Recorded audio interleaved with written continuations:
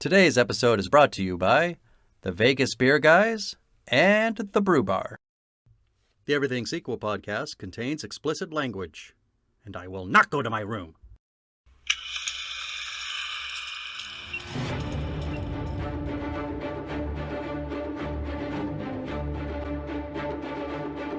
Hello and welcome to the Everything Sequel podcast. This is the Tremors edition.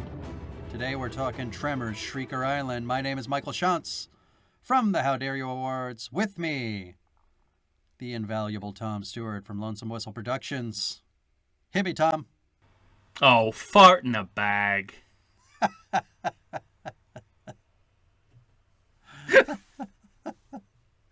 We were about to start and Tom said, "Wait, what's my line? I can't believe you forgot it for even a half a second." I was just thrown by the fact that it wasn't Burt Gummer. Yeah. But John Hader's Jimmy. Well, look, this is our first extremely recent sequel. That's right, yeah. Is it not? The first time we, at the time of recording, have done an entirely new release. We both watched it days after it, where Shrieker Island came out on VOD. Right. At the time of this taping, this movie is not even a month old. Right. So, spoiler alert, there's spoilers. Yeah, there really are. But it was it's exciting, this it's interesting. But by the time this comes out, if you haven't seen it, fuck yourself. Yeah, I don't have much time for those people anyway. This is serious film analysis. We need to include, spoilers. The shit that happens. Right. Yeah.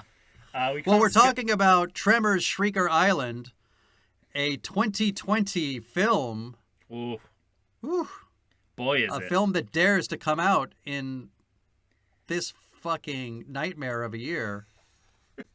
I was talking to a friend the other day. They said, because everybody's talking about how 2020 is a dumpster fire, and then they said, dumpster fires must be having their feelings hurt at this point, because even they aren't as bad. At least they're immobile. They usually just stay right there.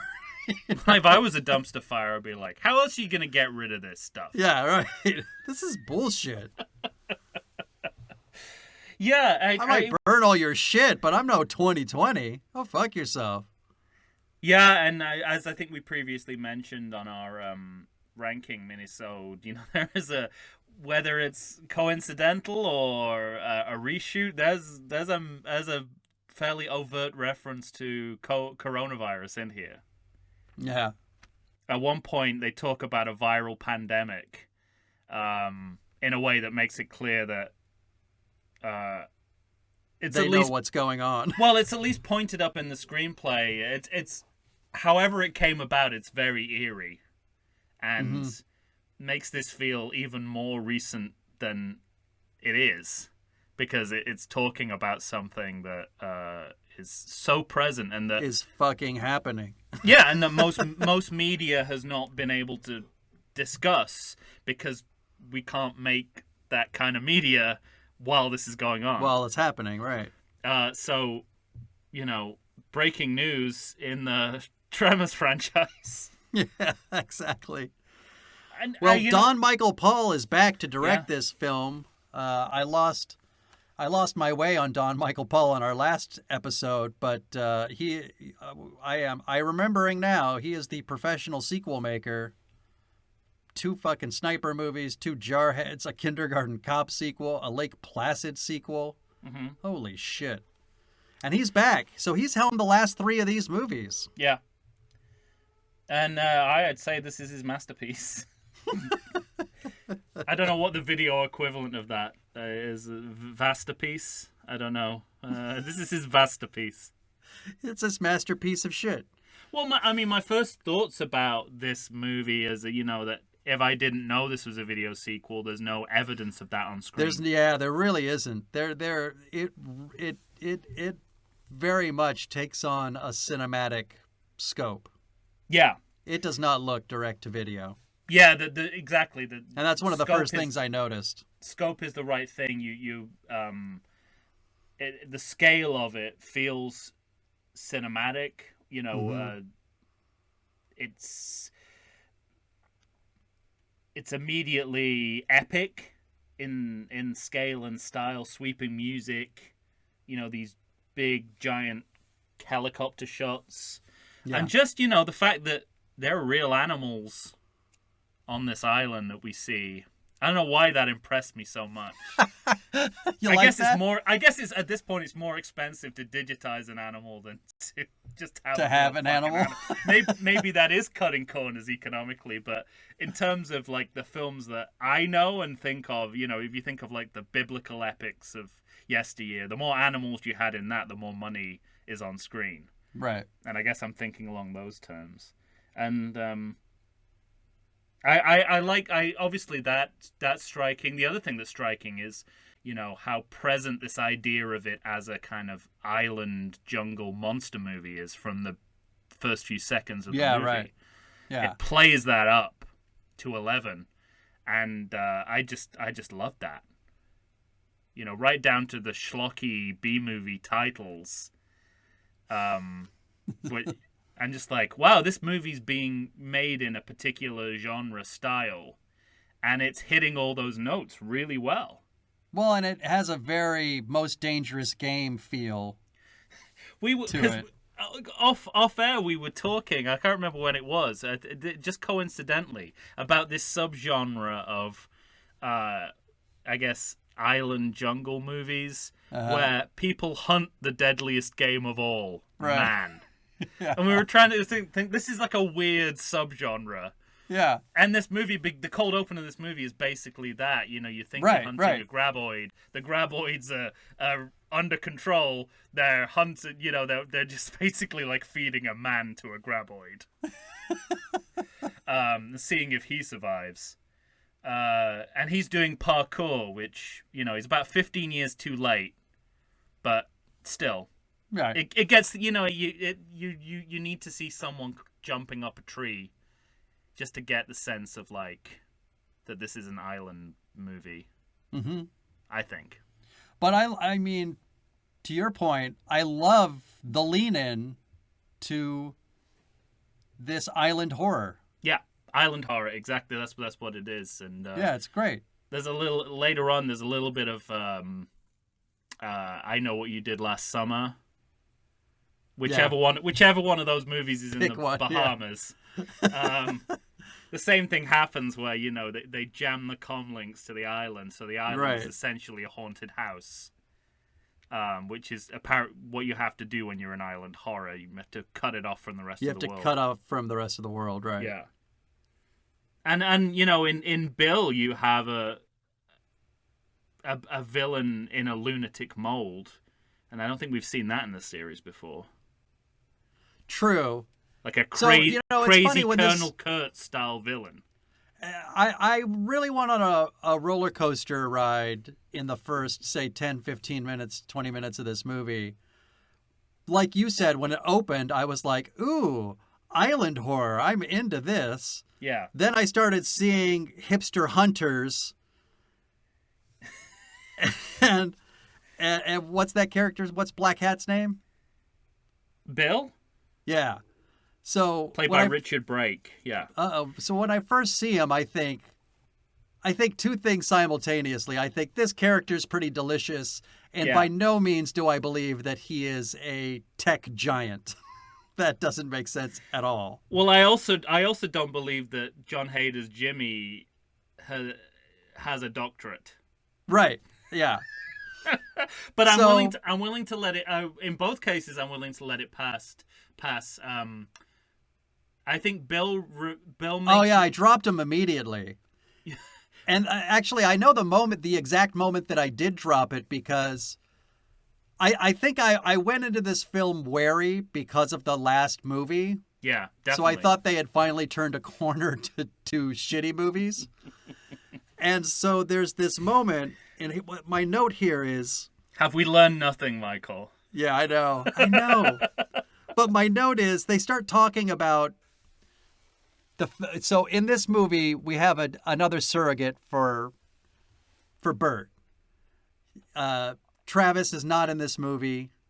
There will be he's in no a Mexican Jamie. jail. Yeah, there'll be no Jamie Kennedy. He's in a Mexican jail. Long story. Right. That we will never hear. And I love that. I love how efficiently and comically he is just. It's weird that just removed. Yeah. It's kind of weird that. Well, not weird, but it's interesting that they even have to account. They even have to account for him not being in the movies. I mean, he's been in two of these many sequels. Yeah.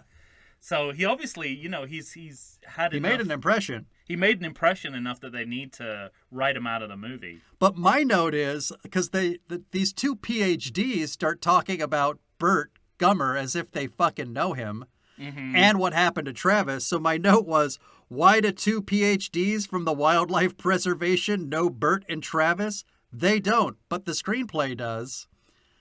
And then I was immediately proved wrong because one of the PhDs is his fucking mom. Yeah. Is Travis's mom. And, right. And all of a sudden I was like, I'm fully on board for this movie. Right. You have answered all my questions. Yeah. Let's go. Yeah. And back to your point about it being, the tech giants. I kind of like that I like the reveal of it being like a City Slickers style, dude ranch. Yeah. On a monster island. I like that. You said we'd talk about it again. I did. I think, and Bill is like Tom Petty rebooted by Rob Zombie. Yeah. And if you look at Richard Brake's IMDb, his career tells the same story. He's worked with... I thought that before I saw that he'd actually worked with Rob Zombie. That's fantastic. So, yeah. What is he, a House of a Thousand Corpses kind of a guy, or? Sorry? Is he a House of a Thousand Corpses kind of a guy? I think one of those, yeah. Yeah. I spoiler alert, before we get to Bert dying, but, I love. Well, the cat's out of the bag now. I had a few reservations about the sidekick in this one, and I did too. I think, if I was being honest, I missed Travis, but yeah, I didn't think I would ever miss Jamie Kennedy in anything, but right. Certainly not the Scream franchise. And I was not fully on board for Header at first, but he won me over. He just about won me over, and I think it was when I started to think of him not as a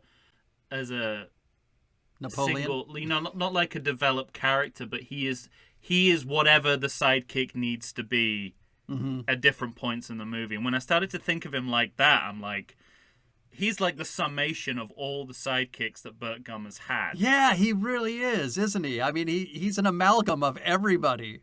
He's a little bit Grady, and this is why it's so problematic that he is some kind of scientist, right? Because he just seems like a really stupid fuck for a lot of this movie. Yeah, he seems like a genuinely stupid person. And I think that's because he is like wearing so many different sidekick hats.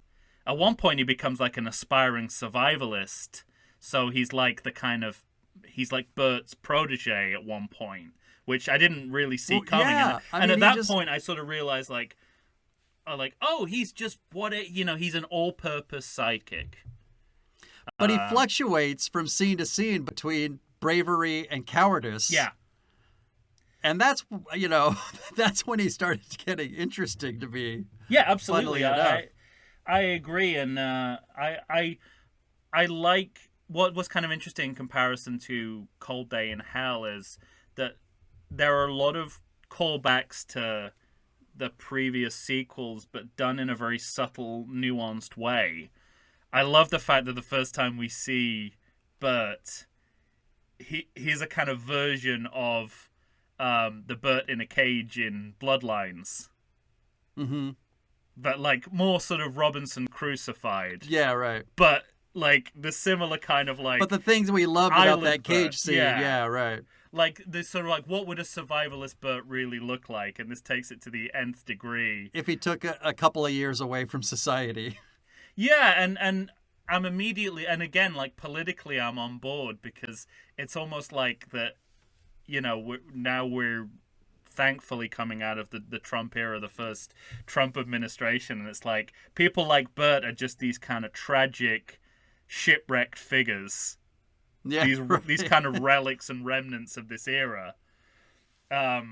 But then I love that they do the great sequel thing where someone says to him, "You're the only one who can do this," which Well, god damn it.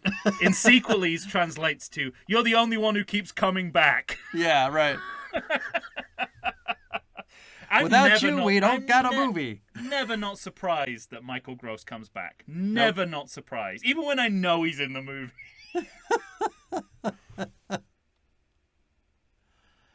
Oh, that's good stuff. I really love that whole scene when they go to find him. That's great. Yeah. I mean, I just think it's fantastic. He grew his hair out, grew his beard out. We're actually watching him cut all that shit off in real time.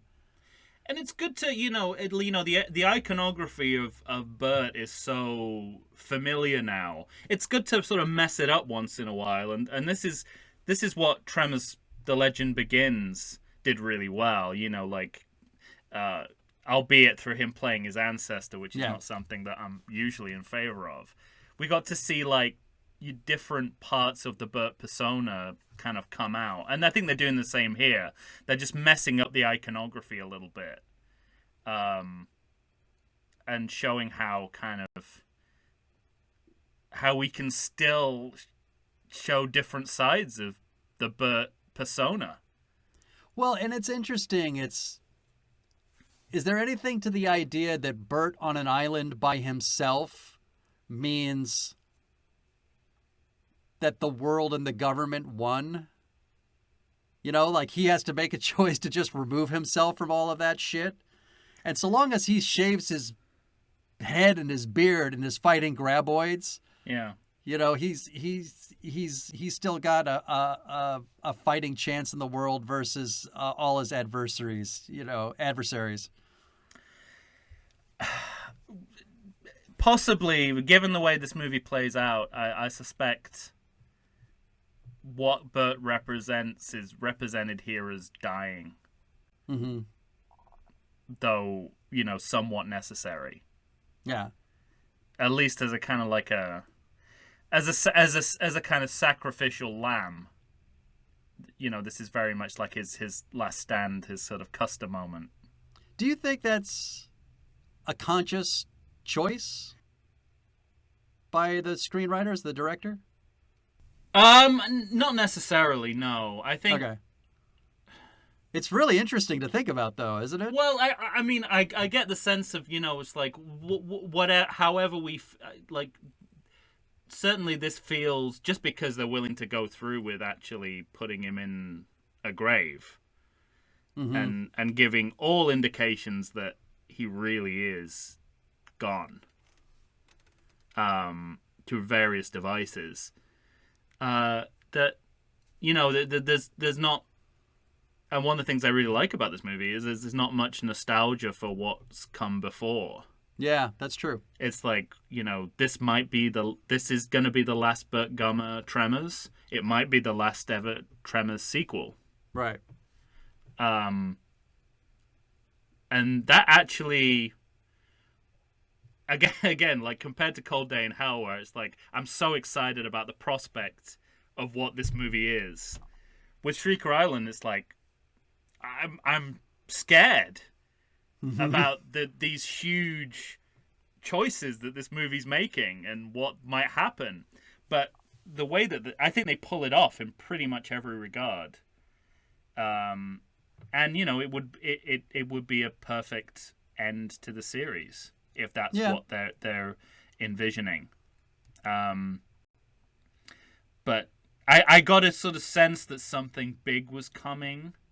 Not because they were doing what they did in Cold Day in Hell and talking about his legacy and all that sort of stuff, but just because Bill, this kind of larger than life villain, dies 30 minutes before the end of the movie, and I'm like, I'm like, well, if he's out of the movie, what's this movie going to be about from now on? And I thought, exactly. At that point, I thought, oh, they might actually pull the trigger on this. They might actually let this be Bert's last appearance.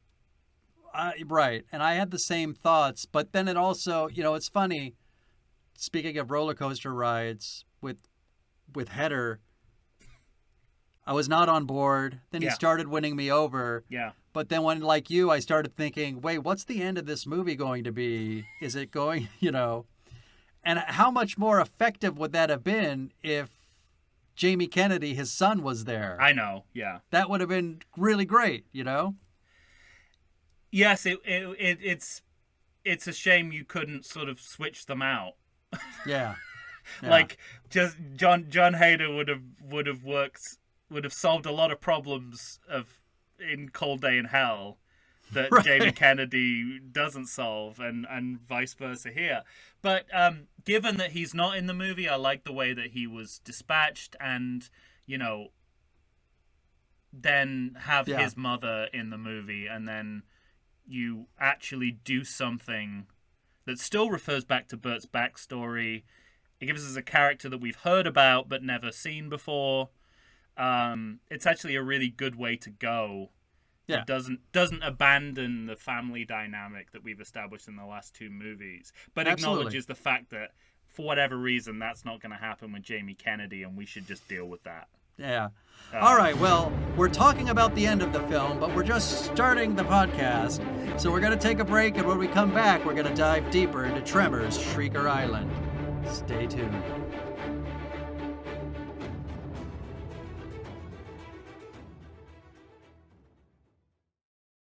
I like to think I know something about beer, but nowadays even I get overwhelmed when confronted by the exhaustive selection of craft beers they have at bars, breweries, and even grocery stores.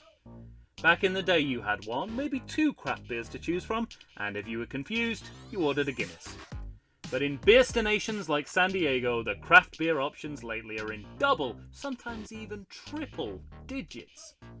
So what's a beer drinker to do? You need what I need, the Vegas Beer Guys. Your beer of choice should be a perfect blend of malt and hops. And so a live show about beer needs that same balance. And the Vegas Beer Guys matches beer expert Dan Aker with self-proclaimed beer novice Stephen J. Weiss. The results are eminently drinkable.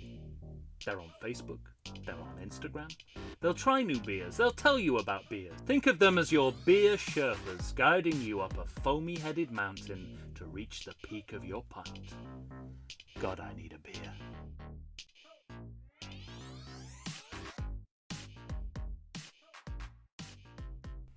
And we're back. Tom and I are here discussing the 2020 film. Man, it sounds weird to say that. Tremors, Shrieker Island. It does, yeah. A movie released this year when there are no movies being released this year. Just Shrieker Island and Tenet. That's the it. only two movies that came out in 2020. And this one, I disappointment. like the idea. I like the idea that the people behind Tremors, their response to there being virtually no movies being released is like, oh, we're going to put out a Tremors. Oh, yeah. We're not going to let a global viral pandemic stop us making video sequels for Tremors. That's not going to slow us down one bit. Yeah, 9/11 didn't stop us. This isn't going to stop us. Oh, fuck, that's great. All right, so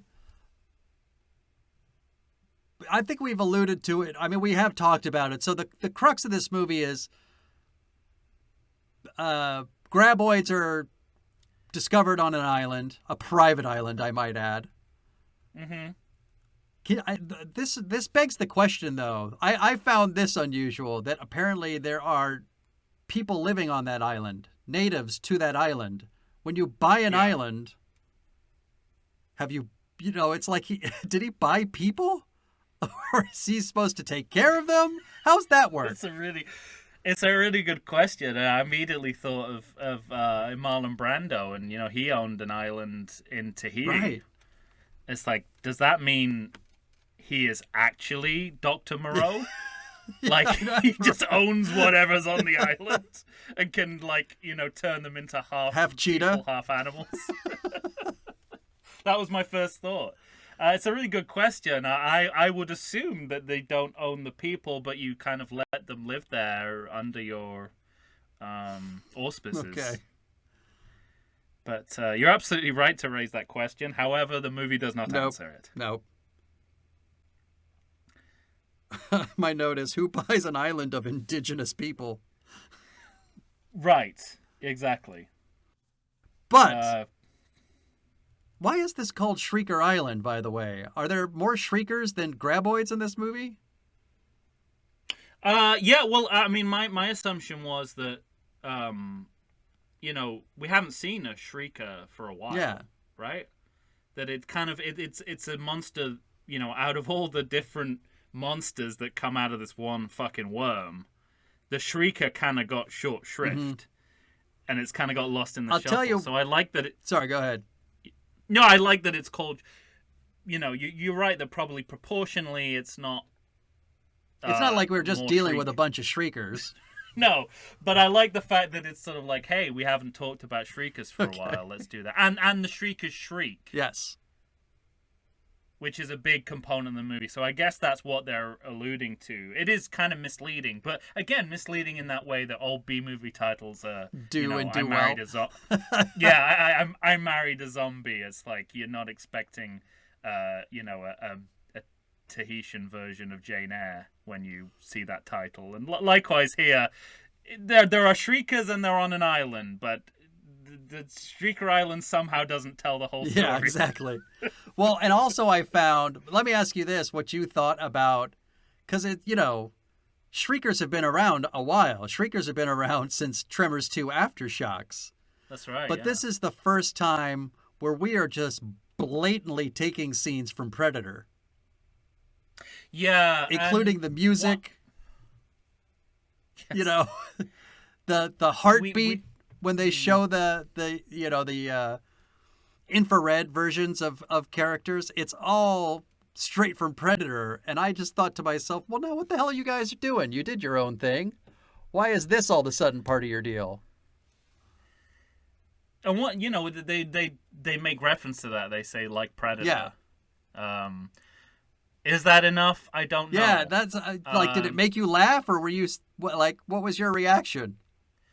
I could tell it was deliberate to make your monster movie references as overt as possible. Yeah. Because they talk about Godzilla, they talk about King Kong, they visually reference, movies like Anaconda. Yes. Yeah. So I feel like they're not being coy about that, about their plagiarism. Not at all. We're back to the Die Hard 2 Die Harder. Is it enough to look at the camera Bugs Bunny style and say, how can the same shit happen to the same guy twice? Is it enough to know that you're doing a thing that... I think that's why I forgave it and kind of liked it, because it was just so overt. Yeah, you couldn't mistake it for anything else. Yeah, and they talk about aliens, the island of Dr. Moreau. Right. In a non-slavery capacity, not like we've been talking about it. I'll give it a pass. I think if it hadn't come out of the gates at the beginning of the movie and told us how much this was going to be, and an island-based jungle monster movie, I think maybe I would have been a little more kind of wary of it.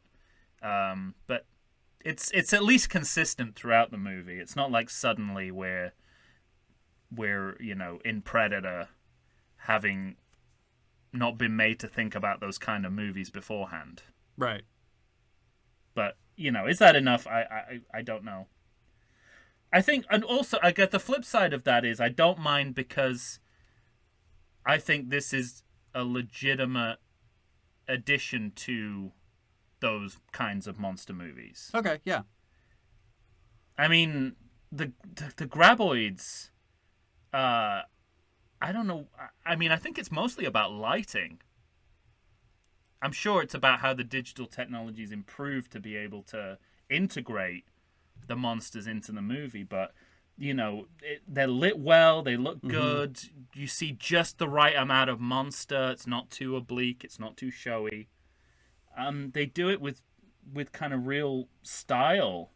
And I just loved every time I saw the monsters. I thought, yeah, that's just right. They're just suspenseful enough and just kind of schlocky enough to pull off what kind of a movie they're trying to do. Yeah. That's the way I thought it was great. There's a lot of good fun shit in this movie. Yeah, and I like the rich people bits. That was pretty fun. I think what this movie's really good at, which I think when you're a sequel this late on in a franchise, you have to be on point with, is they know how to reuse old footage, old kind of tropes. They know how to integrate it into something that's interesting and unique. Right. Like, you've got a stark contrast between watching Bert's reality show here and in Cold Day to Hell. Mm-hmm. That's kind of done there just for exposition purposes in A Cold Day for Hell. Here, it actually starts a conversation about, what is Bert Gummer? Who is Bert Gummer? Yeah. Is he someone we want to get in bed with, basically? Yeah, exactly. Right. Is he someone we can trust? I love the fact that's it articulates our conflicted views of Bert over the series, and they use the reality show to kind of to start that conversation. I love it. Well, he certainly is a known entity, even by the hunters. Yeah. Even Bill knows who he is. Yeah, but it's interesting that what he represents is so. I love that he also he says, Bill says, biotech is my day job. Really, I'm all about killing monsters on islands, but in my spare time, biotech. And you've never seen anybody that looks less biotech than fucking Bill. I know, yeah. But, well, this is in some respects, I feel like some of the characters are the best versions of the character archetypes we've seen before. Mm-hmm. And others are kind of good but confusing.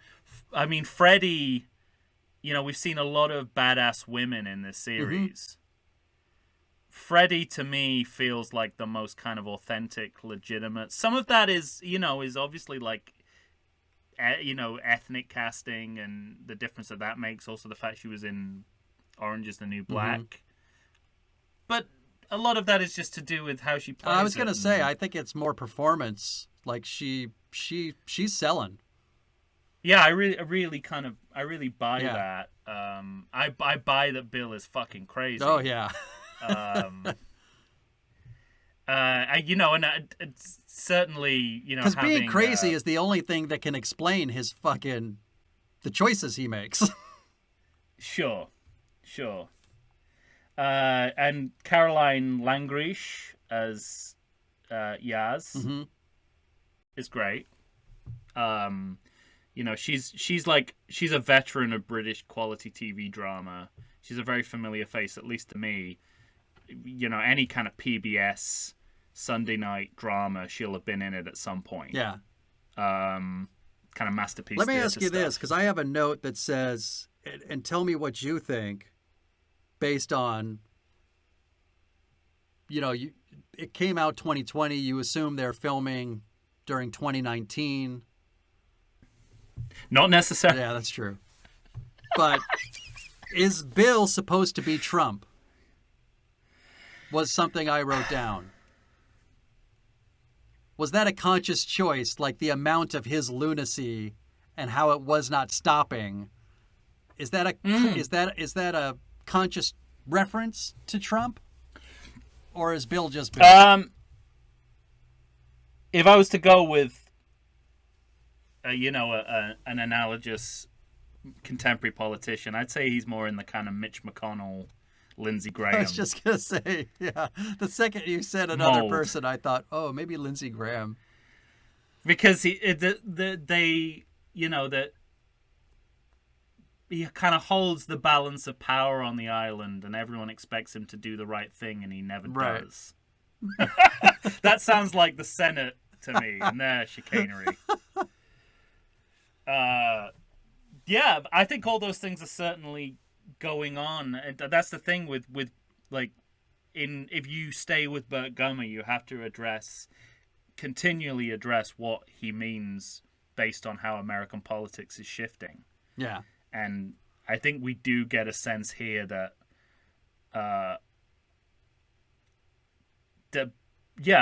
Bert is kind of an impossible figure, or at least we have to have a serious conversation about what it is that he represents, and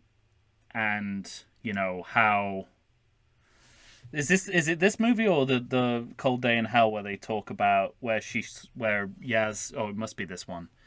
Yaz talks about Bert's, his predilection to go it alone. Yeah. Can't exist anymore. Right. And I think that is really, to sort of say, like, your rugged individualism is something that is harming the world around you. Yeah, right. But it's also acknowledged that Bert, there's a Burt Gummer Day. I know. Exists. I know. That he's they say he's a superhero in some circles, which is such a great way of putting it. Like, it's like, to the nut jobs, he's fucking Christopher Reeve. Oh, that's too good. But I get the sense that this movie is one of the movies that wants to confront. Mm-hmm. It's one of the Burt Gummer intervention movies. Wants to confront Burt about his overall behavior. It's the sense that I get. Yeah, and I think this movie is asking bigger questions about Burt Gummer's character and also his ideology, for sure. Whether that's directly, whether there are direct parallels to actual people, I'm not sure, but that's one of the things I found interesting about this movie was wondering how conscious some of that was or wasn't, Yeah. To be fair though, if you think about, the sort of genre that you're entering into, the monster movies and are frequently the kind of the vehicle for political discussion. Mm-hmm. If you read King Kong as the story of the African American, as Tarantino put it in Inglourious Bastards, or Godzilla as the after effects of nuclear war. Whether consciously or not, you do sort of get into those sort of waters when you start to delve into this genre a little bit. Yeah. But at other points in the movie, it's just kind of pure video game, the vicarious thrill of killing as many creatures as possible in a variety of brutal ways. Yeah. And that needs to happen in a Tremors too, or you're not doing your job properly. So heard. I mean, and it does feel as though, because the rich people, the rich hunters of this movie, it does feel like care has been taken to show them as extremely clueless. Yeah. And the fact that I kind of like that, like, that's what I meant about the sort of, the kind of city slickers equivalent, the sort of, tech people are the new yuppies. Right. And it's kind of making the sort of same point, but updated to people in tech who are just kind of, all the money in the world, but no sense. Well, and even no there's one part where the kind of main asshole of the rich people, who's escaping me right now, but he gets attacked by a Shrieker, conservatively 6 feet behind the others. but nobody seems to Right. notice that he's gone or dead, even though he left in Yeah. a blaze of screaming and blood. Yeah. And it's kind of like interesting, our centers of sympathy in the series, and this is what I mean about, we've never had such clearly defined villains in the series before. Right, yeah. We've never really had people that you want to see fed to the fed to the Shriekers or fed to the Graboids or the Ass Blasters in the same way we have here, I think. Maybe a little bit in Bloodlines. Those hunters in Bloodlines. Yeah. But certainly here it's like it's the desire to see certain people with certain kinds of morals Fall by the wayside, dispatched yeah. brutally. Yeah. As much as it is about, well, and even the good people don't survive. Even the heroes of this movie don't survive. Well, the hero. I was going to of this movie say, doesn't that's survive. the one thing about this movie is everybody survives except the hero. Mm-hmm. All right. Let's take another break, and then when we come back, we will finish out talking about Tremors, Shrieker Island. Right after this, everyone. I don't want to let him go. We're going to commercial. If you're anything like me, you spend the majority of the day wondering whether you want coffee, beer, or wine. Whichever way you fall, Brew Bar has you covered. Located in the heart of 3rd Avenue Village in glorious downtown Chula Vista, California, which is also my neck of the woods, Brew Bar is a coffee shop, bar, and eatery rolled into one delightful package. Tim and Alex run the place, and let me tell you, listeners, these guys know their coffee. And after you've been in their company, so will you. They turned me on to pour over, and it's literally all I drink now. If for some crazy reason you don't want to try the best coffee in the world, they've got espresso drinks, all kinds of teas, and even coffee cocktails. You heard me? Coffee tails. And we're just getting started. Bottle service on craft beer and wine, alcoholic and caffeinated potions, an all-day food menu with plenty of vegan options. All served up in an atmosphere hip enough to know you're getting the best quality, but not too hip that you feel the need to drive to 7-Eleven and get a bucket of brown swill. Brew Bar. It's the best place to be for beer, wine, coffee, and tea. And if you go, you might even see me. And we're back. We are here talking, Tom and I, about Tremors, Shrieker Island. A movie I think we both really love. Yeah, it was my third favorite. If this is, this was my third favorite as well. Was it? I think so. Hmm. No? Fourth. I think yours might have been slightly lower. But there's an easy way to find out. I know. And it'll get us more listeners. So win-win for us for getting what we said. I just gotta listen to my own podcast to fucking remember what I actually said. Yeah, it's a fun little game for the listeners to go back and to give us an extra click on earlier episodes. Go. All right. I mean, look, we've talked. The funny thing is we've kind of jumped around. So we've spoiled that Burt Gummer does die at the end of this. We've got Bill. We've already talked about his dying early on. Yeah. What else about this movie sticks out for you? One thing I noticed? Yeah. There are 2 or 3 characters we talked about in the previous podcast for Cold Day in Hell. Too many characters. And this one whittles it down more. Yeah. But not only do they whittle it down more, but there's either 2 or 3 characters who you just basically never hear from. Mm-hmm. They don't speak. Yeah. So they never. So which is better than giving them, right? Like dialogue that's already been said and just rewritten.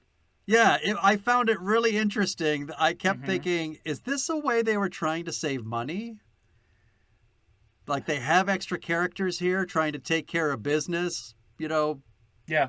Put the traps together and make this and make that, but they don't ever speak. There's at least two characters, one guy and one girl, who I was like, I don't think they've spoken a single line of dialogue. That's interesting. But it didn't bother me.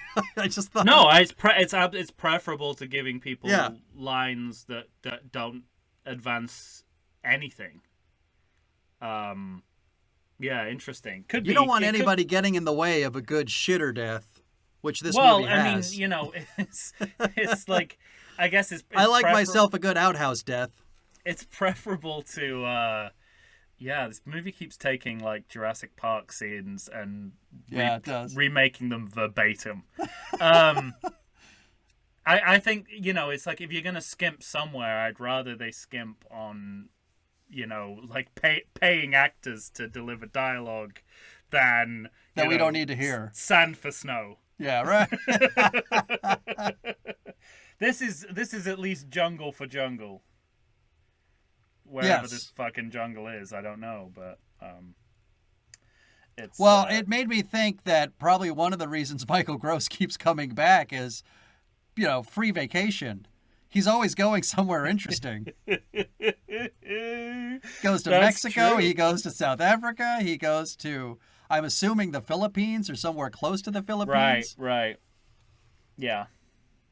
And well, I mean, in the sort of negative category, the only other thing that kind of bothered me, and I think this is just Don Michael Paul because it's in all of the Tremors movies that he does, slow motion walking away from explosions. Yeah, right.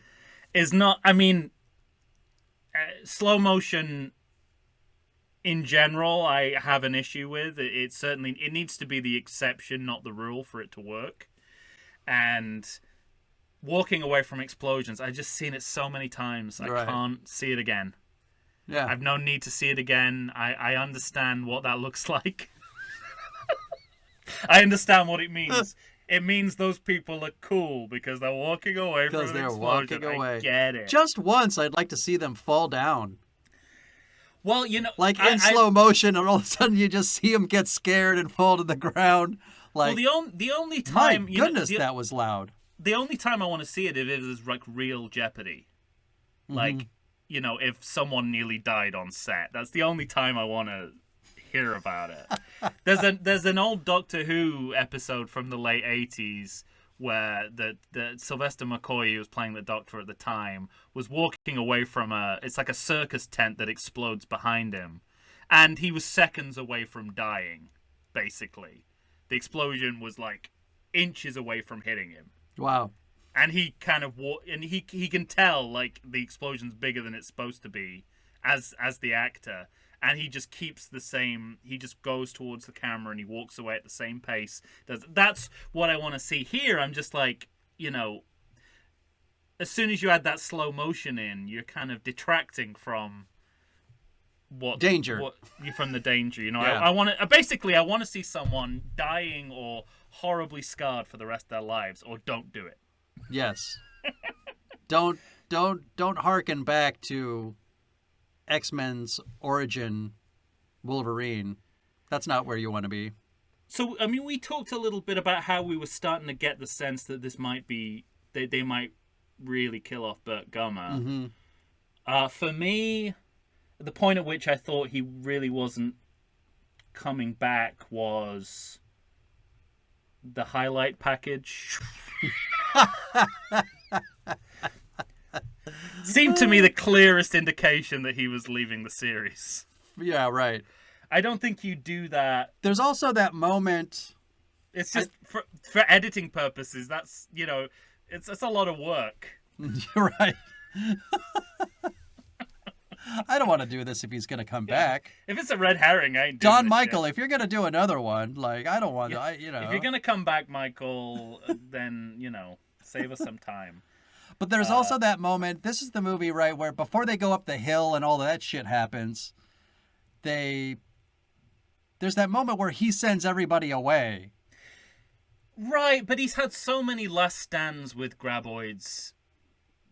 Even Yeah, when but he there's gets something in him where he, Oh yeah, yeah. you know, where he's walking away and the thing is, you can see the dirt kind of moving behind him as he's walking. there was some sort of finality in that where he had accepted.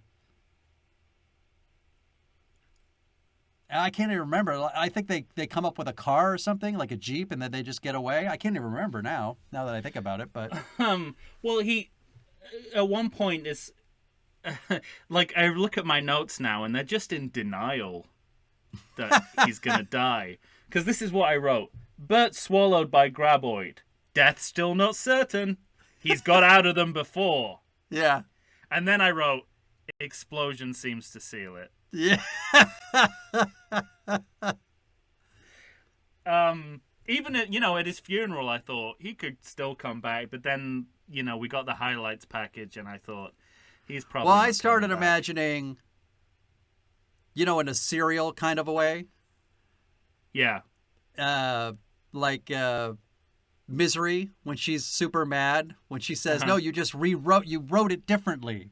Yeah. Like she was actually dead and buried. You have to start there or whatever it is. So, but in the serial sort of way, I imagined like seeing a knife come out of the belly of the Completely. graboid Well, while we've it's in seen the that- air, and we've seen that him happen like before. swinging. Yeah, him swinging on intestines into the rock and it hitting the ground and then exploding, and he just climbs down and walks off to go, be by himself again in the jungle. That's why nobody could find him. There's also a sense of, like, we can't just keep doing this where he. I might be already pitching my sequel, by the way, but That's fine. And, of course, it's a mistake to recap footage from earlier films, but if not for Burt Gummer, then I don't know when is a good time to do it. This man, just to contextualize it, he has been in every single Tremors film, right. and there have been 7 of them. He deserves his 30 minutes of dying in this movie. right. And his epilogue as well. Right. So yeah, it's just, they've got rid of their only legacy character, the only character who was in the original movies, and the only person who's been in every. I like that you Tremors defined movie. that for the audience. Well, I've got to These be careful terms with you're making up for yourself. Yeah, I catch myself with using this terminology that I have invented. So it's I think it's a fitting send off, and I kind of like that they've gone through with it, and I was half expecting a kind of Psycho for the beginning moment of some sense that Bert might survive. Yeah. Some visual or oral indication that he would survive, and I like the fact that they didn't do that, and that they just kind of gave him his basically like his epitaph.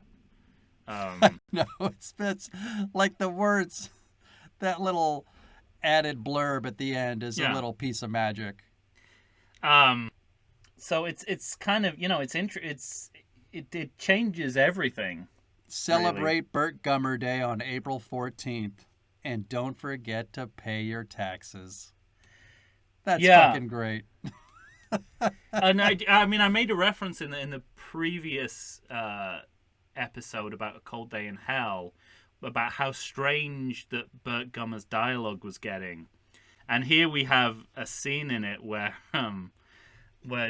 John Hader's Jimmy starts to try and do Burt Gummerisms, and another one the character responds, "Burt Gummer can pull off that stuff. Yeah, you right. can't." No. And it's just this kind of like this late franchise self-awareness about what the value of Burt Gummer is to the series. It's like It strikes just the right chord, you know. So in a way, that's even more impressive that they make the decision to kill him off and stick with it, because they understand the value, that he is essentially the series at this point. Yes. And to kill him is to effectively end it, at least give you an end point. For now. Yeah, for now. And, there's that, without it turning into fatigue, as I felt in A Cold Day in Hell. You know, where people were just bored with the same things happening again and again, and then having to explain the same things again and again. I felt like here they found a way to make it work. There's that great line of that Jimmy has where he says, "Everything old is new, Bert." Yeah. And that's like Right. that's like we're living in like we're in a period of media history where everything not it doesn't even have to become a franchise to get rebooted. Like Yeah, right. it just has to be one or two movies, not even that, and it'll get rebooted and rebooted and rebooted. And there's some acknowledgement of Tremors' place in that and its longevity over time. So this would be a fitting end to the series, but it doesn't need to end here. No, right. Um, Well, let me ask you this. mm-hmm. Would you like to see another movie? I don't know. I mean, it's uncharted territory, isn't it? Because we don't know what these movies look like without Burt Gummer, and the only movie we have of the sequels where Burt Gummer wasn't the main character is Aftershocks, and we talked a lot about from how that. Yeah. how Fred Ward carrying this movie is a problem. So you know what it comes down to is, it seems to me, you take a look at Aftershocks as an example, Fred Ward not serviceable as the character we have to concentrate on. right. And it has to be Burt Gummer. So if you're going to do another one, you have to either have Burt Gummer or a Burt Gummer surrogate. But now you get into a question of, you would really find out to what extent, and I think it's to the complete extent, that Michael Gross makes these movies. Yeah, you would. It would be a very Yeah. clear indication very early on. Like, how tenable is this without Michael Gross? Right. The problem is that they've already done a prequel.